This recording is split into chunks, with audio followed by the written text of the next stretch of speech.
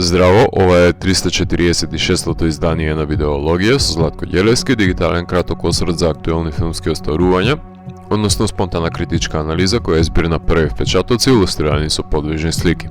На денешниот репертуар е Конклейв од Едвард Бергер, во кој станува збор за кардиналот Лоренс, глумен од Ралф Фајнс, кој е затекнат насреде предизвикот да го раководи изборот на новиот папа по смртта на тековниот, како што започнува филмот, што значи дека настанува збирање на кардиналите од сите страни на светот во Ватикан, кои треба да учествуваат во неколкудневното тајно избирање на новиот папа, каде почнуваат да се спротивставуваат различните интереси за заземањето на титулата по секоја цена.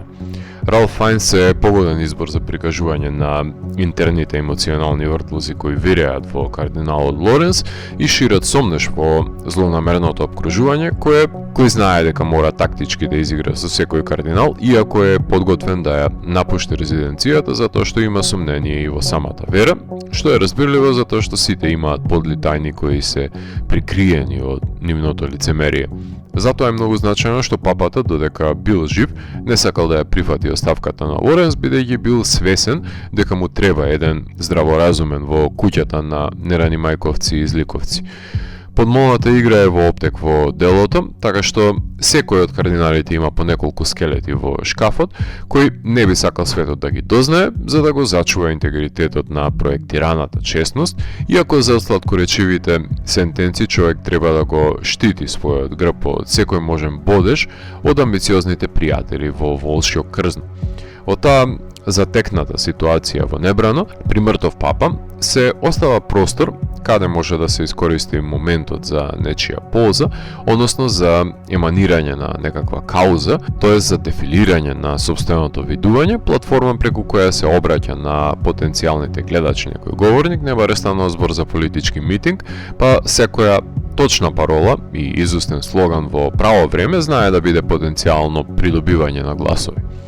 Значајно е да се погледне што кријат кардиналите под мантијата, затоа што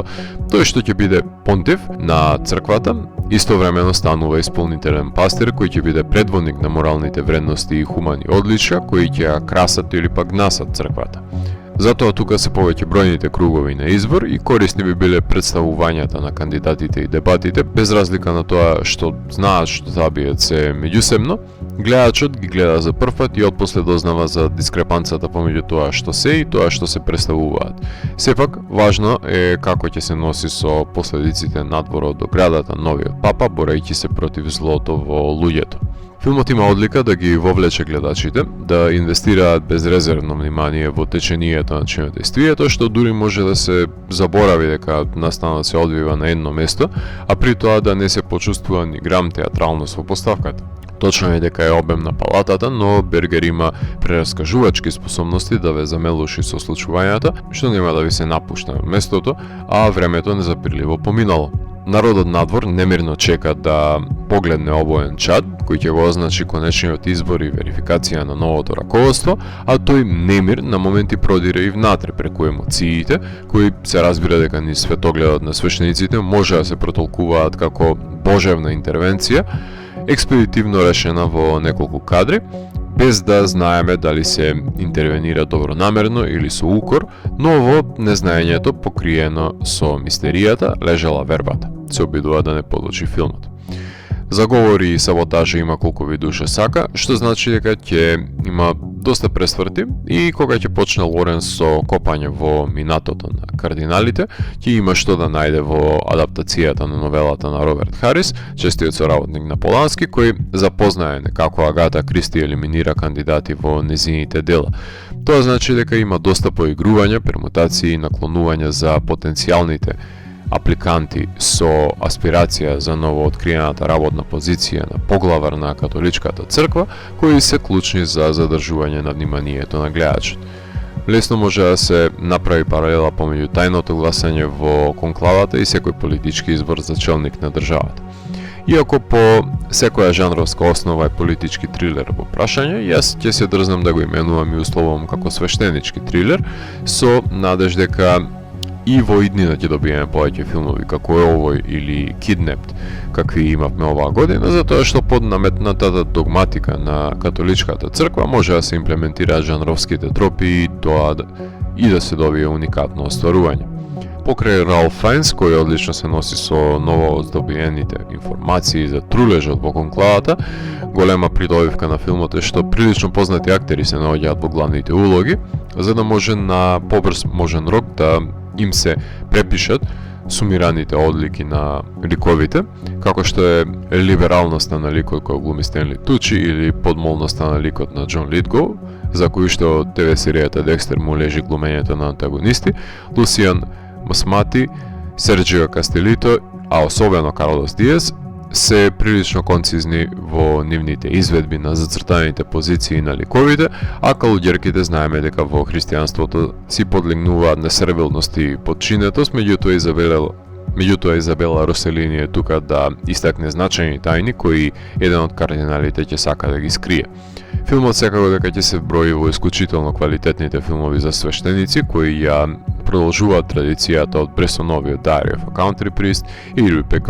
или Бергмановиот Winter Light и до In the Name of од 2013-та, Stations of the Cross од 2014-та, Calvary од 2014-та, The Club од 2015-та, Silence од 2016-та, Beyond the Hills од 2012-та, Doubt од 2008-та, Broken 2017-та, The Two Popes 2019-та и полскиот Corpus Christi од 2019-та, Сорентиновата серија The New Pope и Шредеровиот First Reform, исландскиот Godland, кој ги рецензира во видеологија.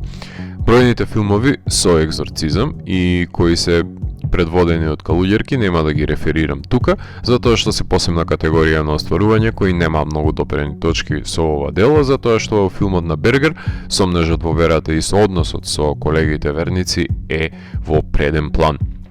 Кинематограферот е човекот кој се прослави со Профет, Джеки и Кептен Фантастик, Стефан Фонтен, кој има плејада можности за одолувување на прекрасни масивни широки планови во стадото кардинали, кои ме подсетија на The Handmaid's Tale со нивните унифицирани бои, а сплетките и превирањето од задгрб се изведуваат во просториите кои се потопени во мрачните лавиринти, самотни ходници и клаустрофобични минималистички соби, за да се одвестуваат на злонамерите кои се коваат и довербата со која се ценка, купува, наддава, односно тргува на овој таен собир. Камерата не се одвојува од перспективата на Лоренс, така што паралелно со неговото дознавање на тајните, тогаш и гледачот се запознава со задните намери на кардиналите.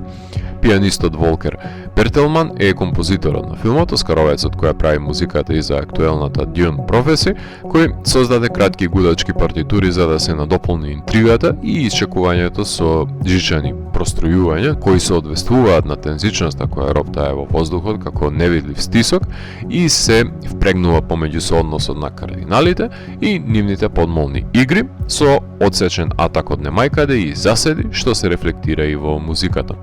Филмот го монтира Ник Емерсон, монтажерот на Лејди Макбет, Ейлин и Ема, кој има тешка задача да го направи течението на филмот потполно разбирливо за секој гледач, кој има само по еден кадар да се запознае со наездата на кардинали и во нивно отсуство, кога се говори за нив, да биде во текстот тоа кој во каков табор присуствува,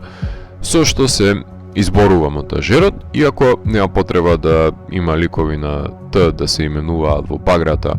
неколку пати, односно Трембли и Тедеско, затоа што може да настане краткотрајна узбуна, но некој мора да биде дезигнираниот италијанец кој ќе биде загрижен следниот папа да биде негов сонародник.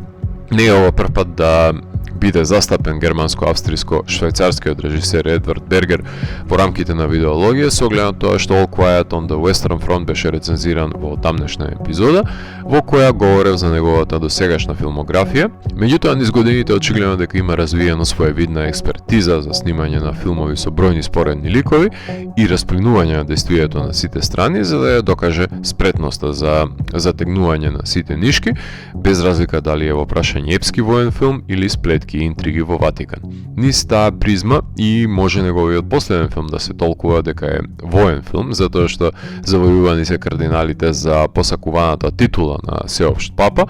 Има и понекоја експлозија, да бидеме искрени, но претежно се користат зборовите како муниција испукана од оружјето, што се нарекува уста, војна со неизбежна колатерална штета. Во најава се десетина филмови на кои Бергер се има нафатено дека ќе работи.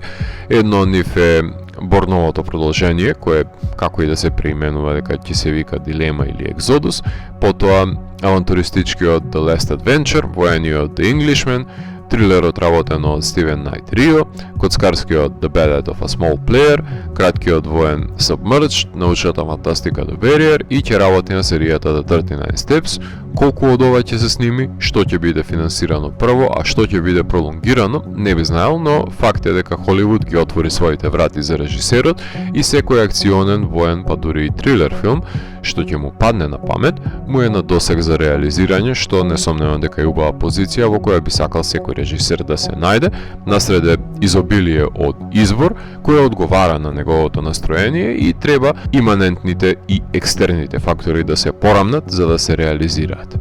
При наглото доаѓање на кардиналите може да заклучиме дека нивниот удел во филмот ќе биде минорен, затоа што ќе се сведени на неколку симплифицирани чинители, неколку реплики со кои треба да се детерминира нивното место на лествицата насреде горливите прашања кои ја тангираат црквата, без да има простор за развивање на потентен вербален конфликт во контрапунктот помеѓу традиционалистите и модернистите, туку исклучиво се поентира на политичка агенда, жонглирање во кое многу режисери би го загубиле сидрото. Епилогот секако дека ќе го подели аудиториумот, но е повеќе од потребен за да се направи тој расчекор во денешницата и да се фрли светло на родово прашање и разнишаат каноните.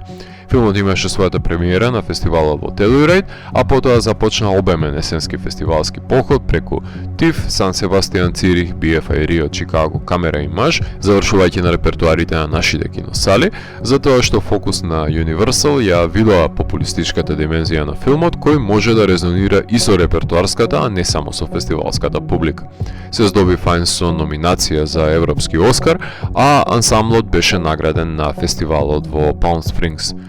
Условно кажано, свештенички трилер за политичките интриги однатре Ватикан за избор на новото лице на католичката црква, отворајќи ја полемиката какви вредности треба да пропагира и како ќе се носи со световните искушенија. Точно е дека моќта носи погодности и одговорности, меѓутоа дали со одговорност се доаѓа до моќта. Ако морам да го евалуирам, тогаш Конклейв од мене има 4 од 5.